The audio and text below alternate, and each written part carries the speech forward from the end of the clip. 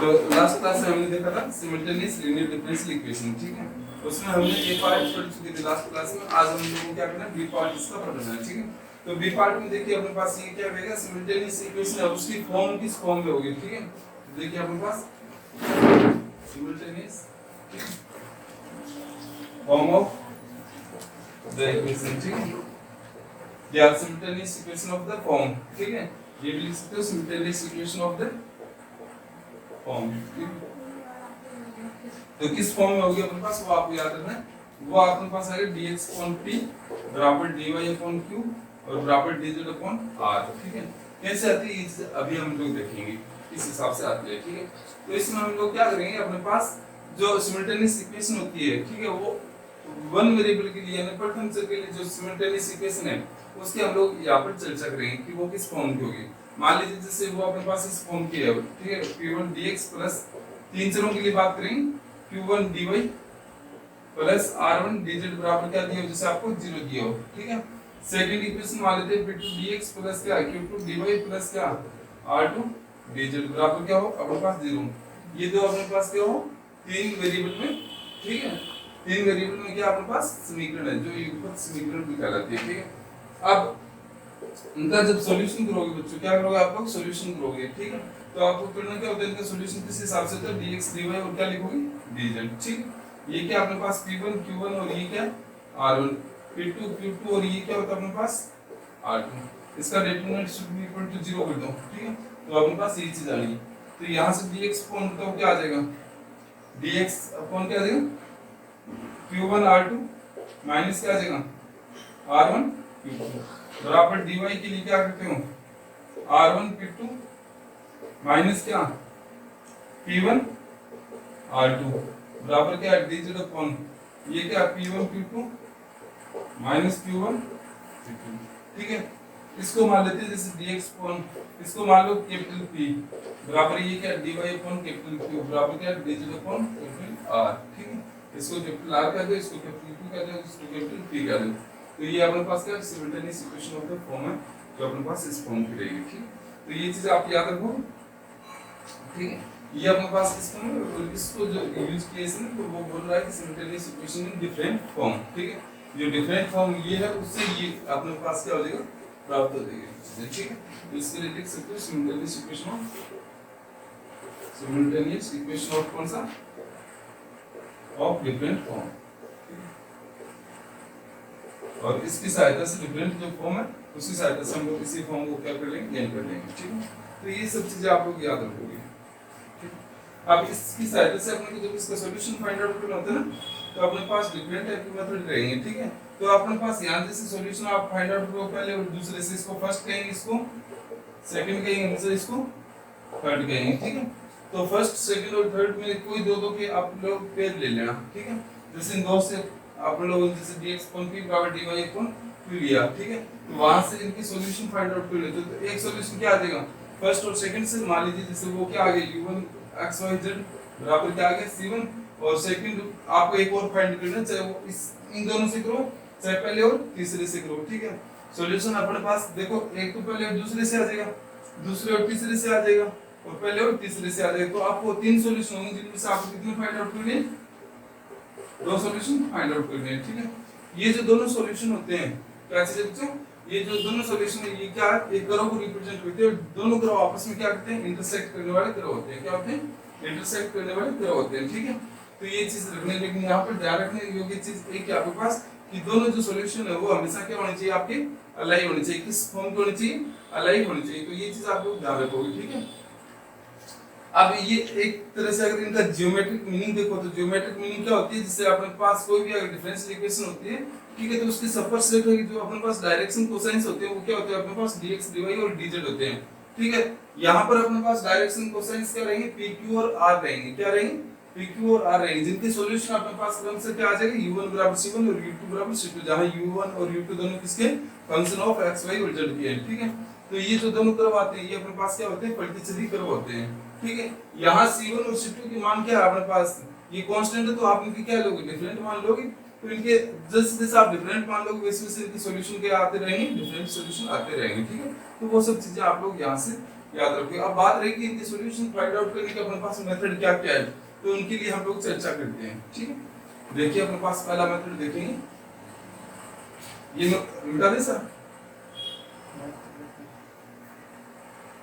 Find out करने। ठीक है, अब अगर u1 और u2 के मान फाइंड आउट करने हैं तो अपने पास इसके लिए क्या क्या रूल रहेंगे सॉल्यूशन के लिए। तो अब देखो रूल्स फॉर सॉल्यूशन, यानी कि अपने पास सॉल्यूशन फाइंड आउट करने के नियम क्या रहेंगे वो देखते हैं। इसमें पहला रूल फर्स्ट देखिए आपको, ठीक है, मैं क्वेश्चन लेकर के आपको रूल समझाऊंगा, ज्यादा समझ में आएगा। तो पहले क्वेश्चन उठा लेते हैं। जैसे इसने दिया है अपने पास, पहला एग्जांपल देखिए इसमें, ठीक है, जो 2017 में आया हो ये आपका x dx अपॉन क्या y स्क्वायर z बराबर क्या देखा है dy अपॉन क्या है x z, ठीक है, और बराबर क्या dz अपॉन y स्क्वायर, ये दे रखा है। ठीक है, ये अपने पास क्या रहेगा फर्स्ट, और ये क्या रहेगा सेकंड, और ये क्या रहेगा अपने पास थर्ड रहेगा, है ना। तो अब देखिए अपने पास पहले रूल क्या कहता है कि आप कोई भी दो पेयर ऐसे उठाओ जहां अगर आपस में देखोगे ना तो कोई चीज अगर तीसरा वेरिएबल है, यानी x y dx और dy उठा रहे हो, इसके अलावा अगर कोई तीसरा वेरिएबल आ रहा है तो वो क्या हो रहा है ऑटोमेटिक कैंसिल आउट हो रहा है। क्या हो रहा है कैंसिल आउट हो रहा है। तो अपने को इस हिसाब से देखना है। ठीक है, जैसे आपने फर्स्ट और सेकंड उठाया, फर्स्ट एंड सेकंड गिवंस देखो तो क्या है x dx अपॉन क्या है y स्क्वायर, z बराबर क्या है dy अपॉन x z, है ना।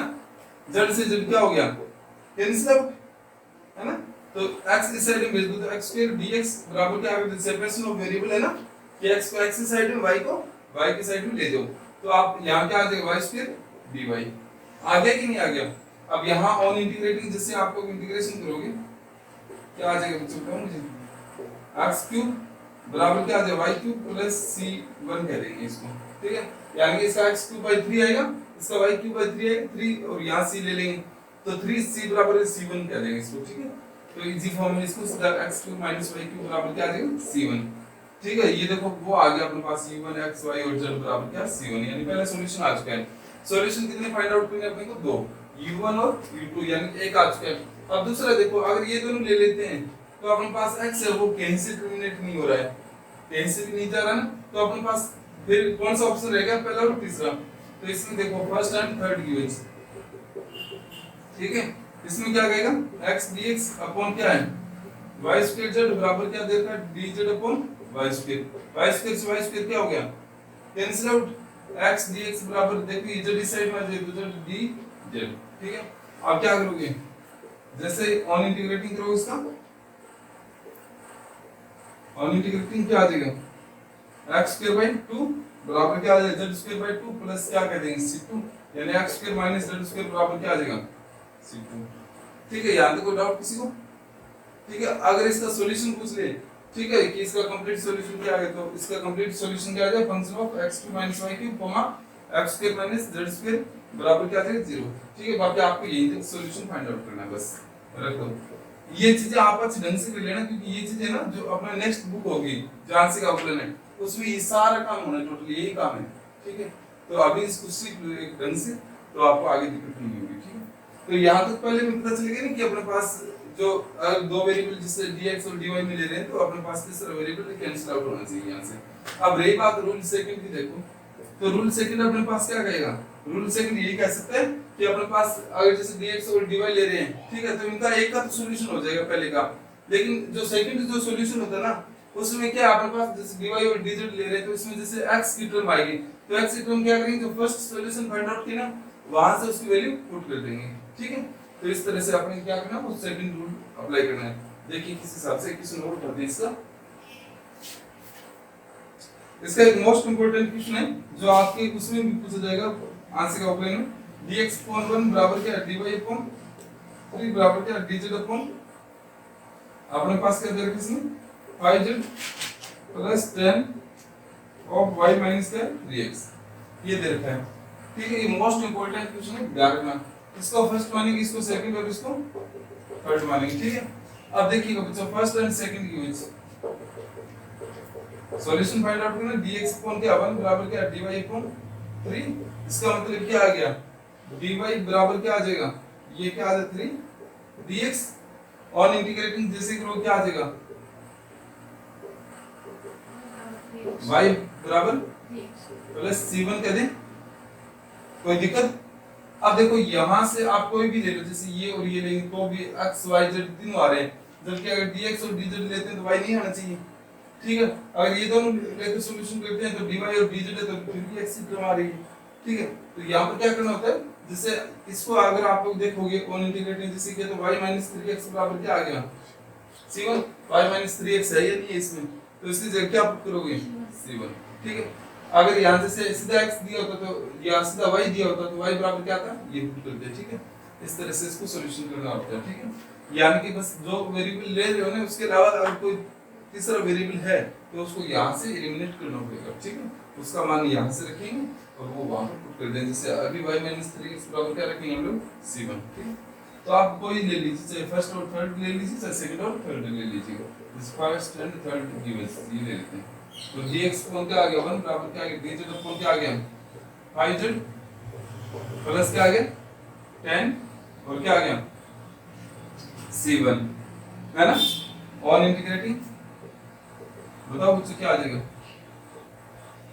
x बराबर 1/5, तो जैसे इसका इंटीग्रेशन करेंगे इसको z मान लो, 5z प्लस क्या 10 c1 को क्या मानोगे 5z प्लस 10 c1 को मान लेना जैसे t, तो 5 dz बराबर क्या आ जाएगा dt, तो यहाँ dz है तो क्या आ जाएगा dt बाई 5 और नीचे ये क्या है अपने पास t, तो dt अपॉन 5t हो जाएगा, जिसका इंटीग्रेशन करोगे तो 1/5 और क्या आ जाएगा log t आ जाएगा ना, log और t का मान क्या है 5z प्लस 10 c1 और प्लस क्या आ जाएगा सम कांस्टेंट एक और भी तो आएगा c2।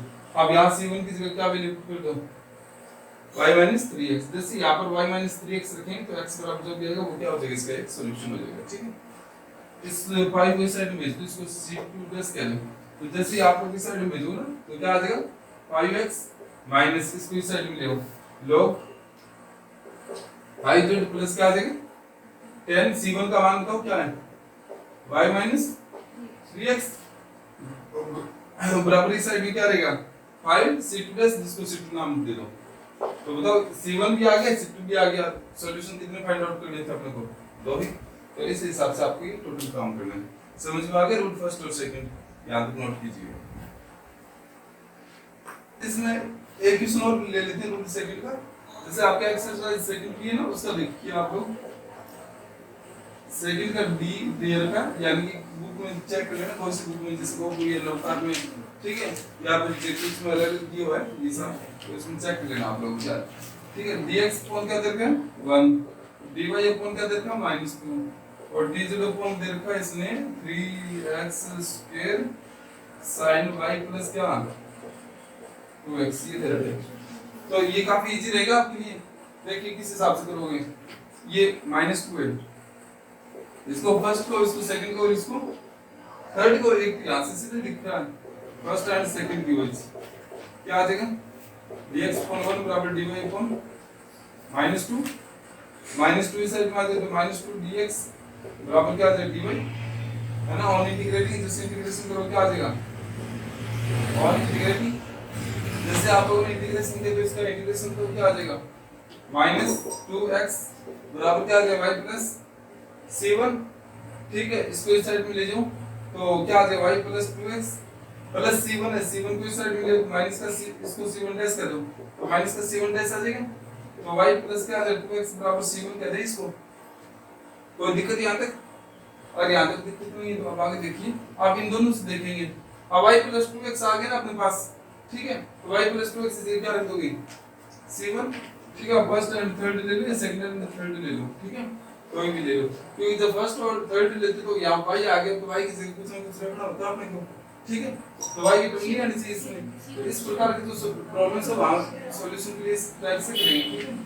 तो देखिए क्या रखोगे dx अपॉन 1 बराबर क्या आ जाएगा dz upon 3x² sin y plus क्या है 2x, यहां तक हो गया ना।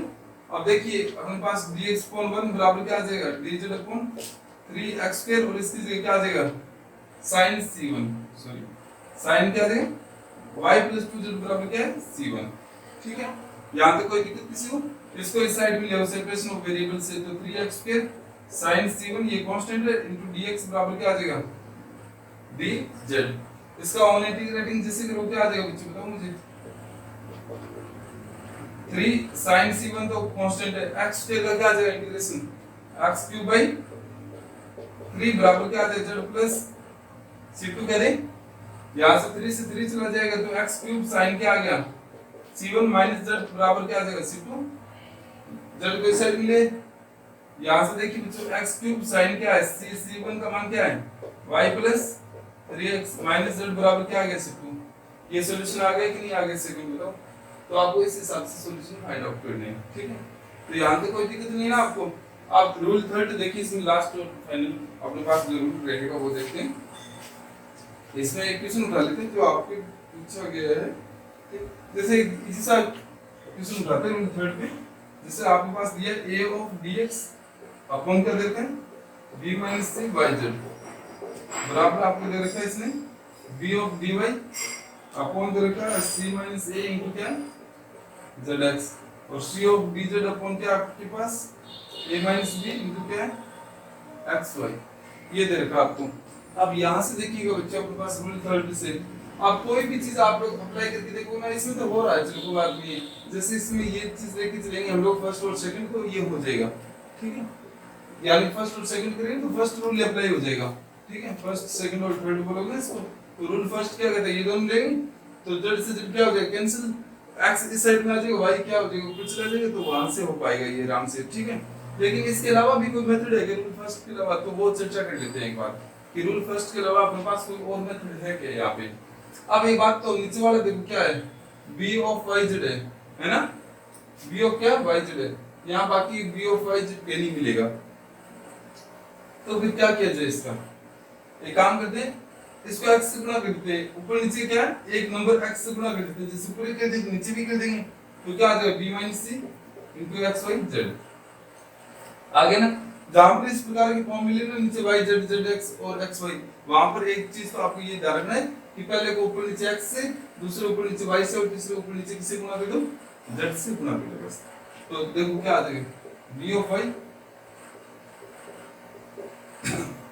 क्या आ जाएगा x y z आ जाएगी ये भी, और लास्ट वाले को आप जैसे z से गुणा करो तो क्या आ जाएगा a minus b x y z।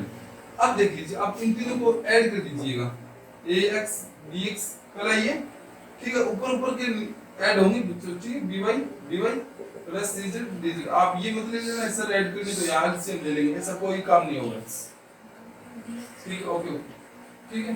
तो ये चीज आप लोग ध्यान रखना यहाँ पे, यहाँ जो एडिशन होता है ना वो ऊपर वालों को ऊपर वालों के साथ होगा, नीचे वालों का नीचे वालों के साथ एडिशन होगा, ठीक है। नीचे वाले क्या b minus c x y z plus c minus a x y z plus a minus b x y z। अच्छा ये रूल अप्लाई क्यों करते हैं, पहली कंडीशन तो ये ध्यान रखना कि नीचे वाले जो चीज है अपने पास जो हर में ये आंसर अपने पास ये क्या हर है, हर में जो भी चीज आती है उसको क्या करना है हमें जीरो करना है, ठीक है। अगर हो सके तो उसको क्या कर दो जीरो कर दो, ठीक है। अब ये देखो ये क्या b of x y z आ गया माइनस b ऑफ क्या आ गया x y z, एक प्लस में एक माइनस में चला गया, ये माइनस का c में x y z है, ये प्लस का c x y z आ गया, ये क्या माइनस का a है, ये क्या प्लस का a आ गया, तो नीचे वाला ऑटोमेटिक क्या हो गया जीरो हो गया। इसको फोर्थ कह दो, क्या कह दो फोर्थ, यहाँ से फोर्थ इंप्लाइज फोर्थ क्या कहेगा बताओ ax dx plus by plus dz dz बट्टे क्या आ रहा है जीरो, ठीक है। तो ये टोटल जीरो आ गया। ऑन इंटीग्रेटिंग इसका इंटीग्रेशन कर दो ऊपर वाले का, जैसे नीचे वाले जीरो होगी छोड़ दो आप ये पे, ठीक है। ऊपर वाले का इंटीग्रेशन कर दो तो क्या आ जाएगा ये x स्क्वायर बटे 2 plus by square by 2 plus z square by क्या आ गया 2 बराबर क्या आ गया अपने पास यहाँ का सम कांस्टेंट कर दीजिए c1 या c1 डैश कर दीजिए 2 इस साइड में भेज दीजिए तो क्या आ जाएगा x square plus by square plus c z square बराबर क्या आ जाएगा 2c1 डैश इसको c1 कर देंगे। तो एक सॉल्यूशन तो अपने पास ये फाइंड आउट हो गया, ठीक है। यानी कि थोड़ा कॉम्प्लिकेटेड जरूर है लेकिन जो क्वेश्चन नहीं हो रहे हैं ना जैसे ये तो हो जाता है इजीली रूल फर्स्ट से, ठीक है। लेकिन ये नए मेथड जो आपको सीखने हैं सारे, तो पहली चीज तो क्या करना है हर में अगर कोई चीज जीरो आ रही है, ठीक है, तो उसमें कन्वर्ट करो, उसमें अगर जीरो नहीं आ रही है, हर अगर जीरो नहीं हो रहा है तो उसके साथ हम लोग आगे और भी क्वेश्चंस पढ़ेंगे किस हिसाब से अपने को ये सारा काम करना है, ठीक है। यहाँ तक नोट कीजिएगा आप लोग एक बार। तो अपने पास एक सॉल्यूशन आ चुका है, आपने सॉल्यूशन कितने चाहिए 2 चाहिए, ठीक है। तो पहले तो आप लोगों ने ये देख लिया सर यहाँ y z है, ठीक है, x नहीं है, यहाँ पर z x है तो y नहीं है, यहाँ पर क्या है अपने पास x y है तो क्या नहीं है, z नहीं है। तो अपन लोगों ने ऊपर नीचे x से गुणा कर दिया, या y से, या z से। इसके अलावा एक चीज और देखो, यहाँ क्या b और c दोनों दे रखे हैं, ठीक है, क्या दे रखे हैं, b और c दोनों दे रखे हैं। यहाँ क्या नहीं है, a नहीं है, जबकि यहाँ क्या c और a दे रखे हैं, जबकि यहाँ क्या नहीं है, b नहीं है, और यहाँ क्या नहीं है, c नहीं है, ठीक है, वो चीज होगी। लेकिन जैसे आप लोग जैसे ऊपर a से गुणा किया, तो a से जैसे गुणा किया तो a स्क्वायर इनटू क्या आ गया, dx अपॉन क्या आ गया, a of b minus c into क्या आ गया, yz, है ना। इस साइड में किससे करते b से, तो b एक और ऑलरेडी है तो b स्क्वायर ये हो गया, तो b of c minus a into क्या आ गया, zx बराबर क्या, ऊपर यहाँ c से गुणा करो तो c स्क्वायर b और c of a minus b into क्या, xy, ठीक है। अब यहाँ से देखिए आप लोग, जैसे इनको देखते हो तो एक भी yz और कहीं नहीं है, ठीक है, तो नीचे वाली चीज कभी भी क्या नहीं हो रही, जीरो नहीं हो रही। अगर नीचे वाली सब चीजों को ऐड करते हैं या सब्ट्रैक्ट करते हैं तो जीरो नहीं हो रही है ना। तो ये काम कर लेते हैं ना, x से और मल्टीप्लाई कर देते हैं साथ में, तो यहाँ x आगे कि नहीं आगे, इसको y से मल्टीप्लाई कर देते हैं तो यहाँ y आगे कि नहीं आगे, यहाँ z से मल्टीप्लाई कर देते हैं तो यहाँ z आगे कि नहीं आगे। अब देखिएगा आप लोग, ये क्या है, प्लस का एक भी xyz आगे, और ये क्या है, माइनस का एक भी xyz आगे, तो एक प्लस करेगा एक माइनस करेगा। अब जब इन सब को आप जोड़ोगे ना, a square x dx plus b square y dy plus c square z, और क्या dz बट्टे क्या आ जाएगा, नीचे वाला जीरो आ जाएगा। सिंस आपके पास ये पता है कि a square x plus a square x into dx plus b square y into dy plus c square z into dz बट्टे क्या है, जीरो, ये जीरो आ रहा है। इसका मतलब क्या रहेगा कि a square x dx plus b square y dy plus c square z dz बराबर क्या अपने पास जीरो है। इसका जैसे वन इंटीग्रेटिंग करोगे आप लोग तो क्या आ जाएगा, बताओ, a square x square by 2 plus b square y square by 2 plus c square z square by 2 बराबर क्या आ गया, तो c2 प्लस कह दो, ठीक है। यहां से क्या आएगा, 2 को इस साइड में लीजिए तो a square x square plus b square y square plus c square z square बराबर क्या आ जाएगा, c2 आ जाएगा, ठीक है। तो ये अपने पास क्या आ गया, इसका सेकंड सॉल्यूशन आ गया, ठीक है। तो इस हिसाब से आपको सॉल्यूशन फाइंड आउट करने हैं, यहाँ तक नोट कीजिएगा सर। आगे इक्वेशन एक्सरसाइज को उठा लीजिएगा, जैसे अपने पास थर्ड एक्सरसाइज का b उठाते हैं, ठीक है। क्या करेंगे इसमें, bx अपॉन क्या दे रखा है बच्चों, x y माइनस z, और dy अपॉन क्या दे रखा है अपने पास y z माइनस x, और dz अपॉन क्या दे रखा आपको, z x माइनस y। बहुत इजी क्वेश्चन है, इस टाइप के क्वेश्चन आए ना, इसमें देखो अभी आपसे जितने क्वेश्चन हो रहे हैं ना वो उतने क्वेश्चन लगा लो, ठीक है। इसके बाद जो बाकी क्वेश्चन रहेंगे ना, वो जैसे अपने लोग इसके सेकंड बुक पढ़ेंगे, पार्शियल डिफरेंशियल इक्वेशन, वहां पर सारा ये काम होना है पहले सब्जेक्ट में टोटल, ठीक है। तो वहां से आपकी स्पीड अच्छी आ जाएगी, एक बार के लिए आप लोग थोड़ा सा आइडिया लगा लो कि किस हिसाब से क्या है। अब एक काम करते हैं ना, इसमें देखिए बच्चों आप लोग, ये क्या है xy प्लस का, ये क्या आ गया माइनस का xy आ गया, दिखाई दे रहा है ना। ये क्या है माइनस का zx, ये क्या प्लस का, ये क्या है प्लस का yz, ये क्या आ गया माइनस का yz। एक काम कर देते हैं, ऊपर वाला को ऊपर जोड़ देते हैं, dx dy और क्या dz, और नीचे वाला जैसे सबको जोड़ोगे तो क्या आ जाएगा। सेकंड चीज देखो, dx के बट्टे में क्या दे रखा है, x कॉमन है, dy वाले में y कॉमन है, dz वाले में z कॉमन है। आगे ले लें तो यहाँ का बचेगा y minus z, z minus x और x माइनस y, ठीक है। तो अगर मैं इसको इस तरह से कॉमन ले लेता हूँ, dx को ऊपर ले जाता हूँ x को, और dy और dz अपॉन z, ठीक है। सब जगह से मैंने यहाँ से x ऊपर ले गया तो dx अपॉन x फॉर्म आ गया ना, ये एक तरह से, ठीक है। तो ये इस तरह से लेके अब नीचे वाले बाकी क्या बच गए, y minus z, z minus x और क्या बच गया x माइनस y। सबको ऐड करो तो क्या आएगा y minus z plus z minus x plus x minus y, क्या आ गया जी। अरे इतने इजी क्वेश्चन पहले क्लास के बच्चों को सिखा देना तो ये सीख जाएंगे, फर्स्ट सेकंड थर्ड और फोर्थ, और इसको क्या कर दो, ठीक है। अब देखो फोर्थ की वजह, फोर्थ क्या देगा आपको 4 number, bx plus dy plus dz बट्टे z है, तो क्या आ गया समान बराबर 0 हो जाएगा, क्योंकि बट्टे में z है, इसका मतलब वो क्या है 0 के बराबर है। ऑन इंटीग्रेटिंग बताओ क्या आएगा, x plus y plus z बराबर क्या आ गया c1। अब इसके अलावा फिर देखिए 5 क्या देगा आपको, dx upon x plus dy upon y plus dz upon z बराबर क्या है 0। क्योंकि बटे में 0 बराबर क्या आ जाएगा 0। यहाँ से इसका ऑन इंटीग्रेटिंग जैसे करोगे समाकलन क्या आ जाएगा, समाकलन करो तो log x plus dy upon y का log y dz upon z का log z बराबर log c2 कह लो, ठीक है। इनको log a plus log b plus log c का फॉर्मूला क्या होता है, log of a plus b a b c बराबर क्या आ जाएगा log c2। यहाँ से x y z बराबर क्या आ जाएगा c2। ये सेकंड सॉल्यूशन हो गया कि नहीं हो गया। और सॉल्यूशन कितने चाहिए थे आपको, दो सॉल्यूशन चाहिए थे, दोनों सॉल्यूशन क्या हो गए आपके पास फाइंड आउट हो गए। तो इस तरह से आपको ये टोटल सॉल्यूशन फाइंड आउट करने हैं, नोट कीजिएगा यार।